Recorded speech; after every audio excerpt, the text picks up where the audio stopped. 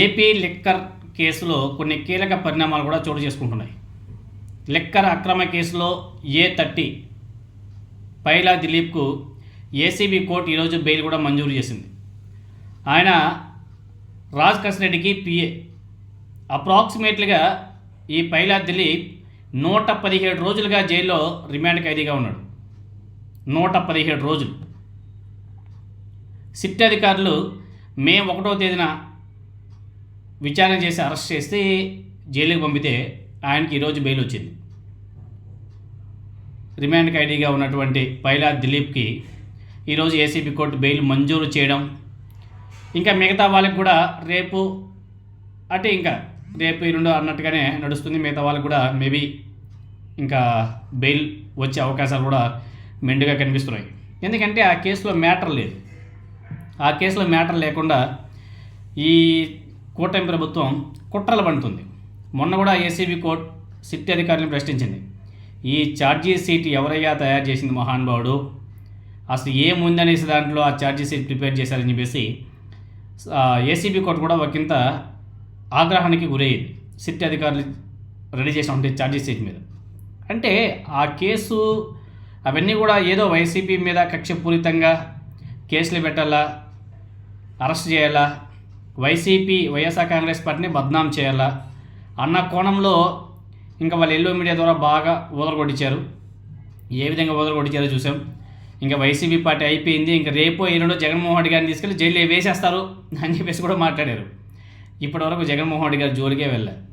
అదేవిధంగా పెద్దిరెడ్డి మిథున్ రెడ్డితో పాటు చెవిరెడ్డి భాస్కర్ రెడ్డి కూడా జైల్లోనే ఉన్నాడు. అంటే కక్షపూరితమైనటువంటి కేసులు ఇవన్నీ కూడా.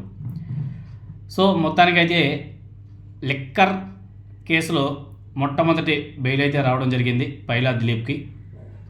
తర్వాత పెద్దిరెడ్డి మిథున్ రెడ్డి గారు కూడా ఆ మధ్యంతర బెయిల్కి పిటిషన్ కూడా పెట్టినట్టుగా తెలుస్తుంది ఏసీబీ కోర్టులో. ఎందుకంటే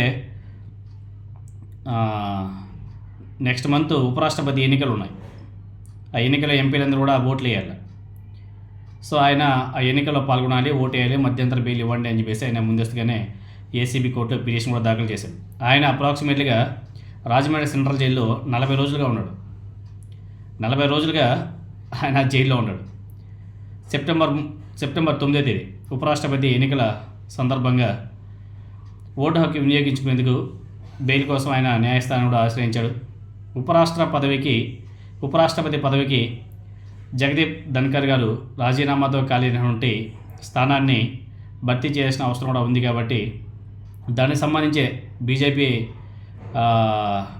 నాయకుడు అదేవిధంగా కేంద్ర మంత్రి రాజ్నాథ్ సింగ్ గారు జగన్మోహన్ గారికి ఫోన్ చేసి ఈ విధంగా మీరు మాకు మద్దతు ఇవ్వండి అని చెప్పేసి రిక్వెస్ట్ చేయడం, దానికి జగన్మోహన్ గారు వాళ్ళ నాయకులతో చర్చించి తర్వాత వాళ్ళకి ఓకే చెప్పడం, దానికి సంబంధించి వైవి సుబ్బారెడ్డి గారు, బొత్స సత్యనారాయణ గారు కూడా ప్రెస్ మీట్ పెట్టి చెప్పడం కూడా జరిగింది.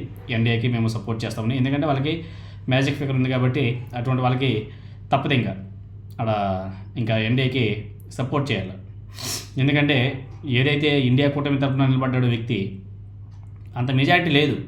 మేబీ క్రాస్ ఓటింగ్ జరుగుతుందని చెప్పేసి చాలామంది హోప్స్ పెట్టుకుంటున్నారు. కానీ మరి అంత క్రాస్ ఓటింగ్ జరుగుతుందని చెప్తే అది ఒక పెద్ద క్వశ్చన్ మార్కే.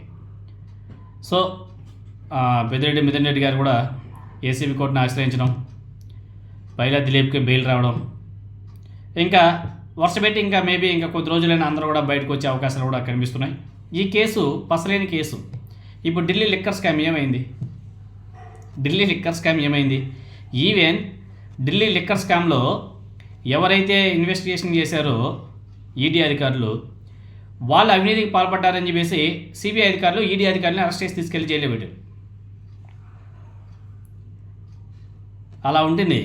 అవి కూడా వస్తాయి. ఎందుకంటే ఏపీలో లిక్కర్ కేసు కూడా ఆ కోణంలో నడుస్తున్నాయి కాబట్టి అవి కూడా మరి కొద్ది రోజులైనా బయట వస్తాయి. ఇవన్నీ కూడా న్యాయస్థానంలో నిలబడే కేసులు కాదు. ఇవంతా కూడా ఎక్కువ రాజకీయ కుట్ర అంతే, ఇంకేం లేదు. సో మొత్తానికైతే పెద్దిరెడ్డి మిథున్ రెడ్డి గారు మధ్యంతర బెయిల్, పైలా దిలీప్ కుమార్ గారు బెయిల్ మీద రావడం, ఇంకా రాజకేశ్ రెడ్డి, తర్వాత చెవిరెడ్డి భాస్కర్ రెడ్డి, ఇంకా ధనంజయ్ రెడ్డి, ఇంకొక ఆయన పేరు గుర్తులేదు, వీళ్ళంతా కూడా జైల్లోనే ఉన్నారు. కాబట్టి వాళ్ళంతా కూడా మేబీ మరి కొద్ది రోజుల్లో బయటకు వచ్చే అవకాశాలు కూడా కనిపిస్తున్నాయి.